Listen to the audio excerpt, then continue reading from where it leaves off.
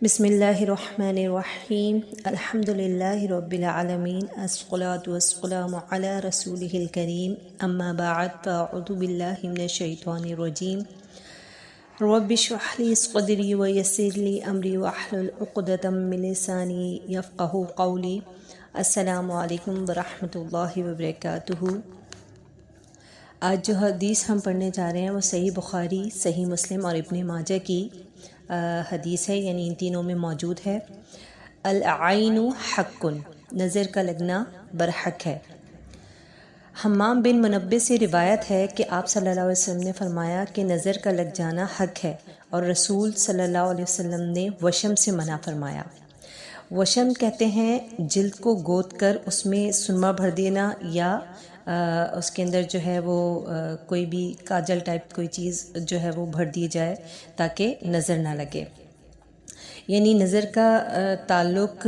یعنی یہاں پہ جو وشم سے منع فرمایا ہے، یعنی جلد کو گود کر اس میں سرما بھر دیا جائے، تو آج کل اگر ہم معاشرے پہ نظر ڈالیں تو نظر سے بچنے کے لیے بچے کو تل لگا دیا جاتا ہے کالے رنگ کا، یا سرما لگا دیا جاتا ہے، جس سے یہ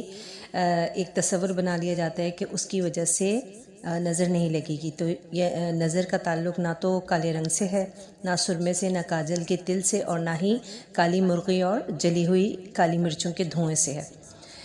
اب نظر کے بارے میں ایک اور حدیث ہمیں ملتی ہے کہ سیدہ عائشہ رضی اللہ عنہا سے روایت ہے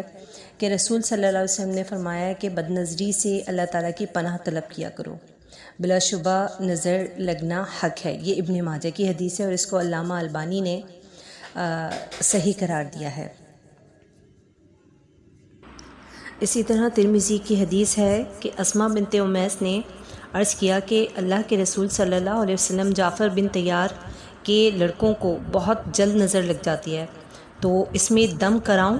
آپ صلی اللہ علیہ وسلم نے فرمایا ہاں، اس لیے کہ اگر کوئی چیز تقدیر پر سبقت لے جا سکتی تو وہ نظر ہوتی۔ یعنی نظر بد کا اثر اتنا زیادہ نقصان دہ ہوتا ہے کہ اگر کوئی چیز تقدیر کے خلاف پیش آ بھی سکتی تو وہ نظر ہوتی، یعنی نظر بد ہوتی۔ لیکن چونکہ ہر کام اللہ کی مشیت اور اس کی رضا سے ہوتا ہے، تو لہٰذا ہر پیش آنے والے معاملے میں اللہ کی بنائی تقدیر سے کوئی چیز بھی سبقت نہیں لے جا سکتی، اگرچہ رب ہی کو منظور ہو۔ یعنی اگر اللہ کو منظور ہو تو ہی کوئی چیز اس سے سبقت لے جا سکتی ہے۔ لہٰذا ہر وقت اللہ تعالیٰ کی پناہ طلب کرتے رہنا نظر بد کا ایک علاج بھی ہے۔ تو نظر بد کا علاج ہے وہ بھی احادیث میں ہمیں ملتا ہے، جیسے کہ حضرت عائشہ رضی اللہ عنہا نے بیان کیا کہ رسول صلی اللہ علیہ وسلم نے مجھے حکم دیا، یا حدیث میں اس طرح بھی ہے کہ آپ نے اسی طرح بیان کیا کہ نبی کریم صلی اللہ علیہ وسلم نے حکم دیا کہ نظر بد لگ جانے پر معوذتین سے دم کر لیا جائے۔ ایک اور حدیث ہے حضرت سیدنا انس بن مالک کی کہ رسول صلی اللہ علیہ وسلم نے نظر کا علاج کرنے کے لیے دم کرنے کی اجازت دی ہے۔ یہ صحیح مسلم کی حدیث ہے۔ اب نظر لگنے پر دم کرنا یا رقیہ کرنا تو اس کا علاج ٹھہرا۔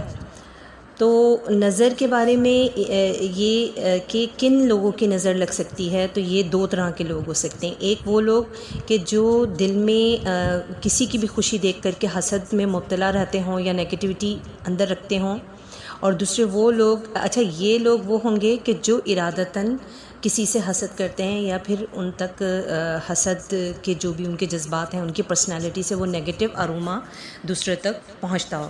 اور دوسرے وہ لوگ ہوتے ہیں جو منفی جذبات تو نہیں رکھتے اور نہ ہی حسد کے جذبات رکھتے، لیکن ضرورت سے زیادہ غرور اور تکبر، اکڑ اور کچھ نیگیٹو پرسنالٹی ٹریٹس ان کے اندر ہوتی ہیں، جو غیر ارادی طور پر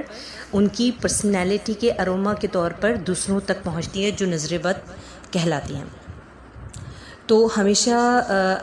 اب یہ چونکہ دو طرح کے لوگ ہیں، لیکن وہ لوگ کہ جن پر اثر زیادہ ہوتا ہے وہ کون سے لوگ ہوتے ہیں؟ وہ ہوتے ہیں زیادہ تر بچے، اور وہ لوگ کہ جو ایمان میں کمزوری کا شکار ہوتے ہیں، یا کسی قسم کی تذبذب کا شکار، یا خوف میں مبتلا رہتے ہیں، یا ہر وقت ہی اس وہم میں مبتلا رہتے ہیں کہ ہمیں کوئی نظر نہ لگا دے۔ تو جب اس خوف میں مبتلا رہا جائے تو پھر ان کو نظر زیادہ لگتی ہے۔ لہٰذا اس کا علاج بھی یہ ہے کہ حتمی طور پہ اللہ تعالیٰ کی ذات کے سوا کسی بھی چیز کو جو ہے اس کے اوپر کامل یقین نہیں ہونا چاہیے، یعنی خوف میں مبتلا نہیں رہنا چاہیے، بلکہ توکل ہونا چاہیے کہ اللہ کی ذات جو ہے وہ ہر ایک چیز پر قادر ہے، اس کی مشیت، اس کی رضا سے ہی ہر کام ہوتا ہے۔ اب رضا اور مشیت میں نے یہاں پہ 2 دفعہ استعمال کیا ہے، تو اس کے بارے میں بھی میں تھوڑا سا بتا دوں کہ مشیت جو ہے وہ اللہ تبارک و تعالیٰ کا ارادہ ہے، لیکن اس میں اللہ تعالیٰ کی رضا شامل نہیں ہوتی۔ جیسے اگر کوئی شخص اگر کسی کو قتل کر دیتا ہے یا کوئی ایذا یا نقصان پہنچاتا ہے، تو یہ اللہ کی مشیت ہوتی ہے، اس کا ارادہ ہوتا ہے، لیکن اس میں اس کی رضا شامل نہیں ہوتی ہے۔ یعنی ہر نیک کام میں اللہ تبارک و تعالیٰ کی رضا شامل ہوتی ہے، اور اس کی رضا سے ہی کوئی بھی کام ہوتا ہے۔ جیسے کہ کوئی انسان اگر کوئی گناہ کرنے کے بعد توبہ کرے تو وہ اللہ تعالیٰ کی رضا اس کے اندر شامل ہوتی ہے۔ تو اگر مشیت جو ہے وہ لہٰذا نظر بد کا لگنا اور انسان کا تکلیف میں مبتلا ہونا رب کی رضا تو نہیں ہے، البتہ اس کی مشیت ضرور ہو سکتی ہے۔ نبی کریم صلی اللہ علیہ وسلم نے اسی لیے صبح و شام کے اذکار، قرآن پاک کی مختلف صورتیں جیسے رات کے سونے سے پہلے سورہ ملک کی اور سورہ سجدہ کی تلاوت کرنا یا اس کو پڑھ کر کے سونا، اسی طرح مختلف مواقعوں اور مختلف کاموں اور مختلف دن کے جو ڈیوریشنز ہوتے ہیں اس کے اندر مختلف اذکار اور دعائیں بتائی گئی ہیں، جو کہ چھپے ہوئے شر اور ہر بدی اور ہر برائی اور شیطان کے ہر قسم کے وار سے انسان کی حفاظت کرتے ہیں اور انسان کو اللہ کی پناہ میں رکھتے ہیں۔ آخر میں دعا ہے اللہ تبارک و تعالی ہم تمام کو نظر بد سے اور ہر قسم کے شر سے محفوظ رکھے، آمین ثم آمین۔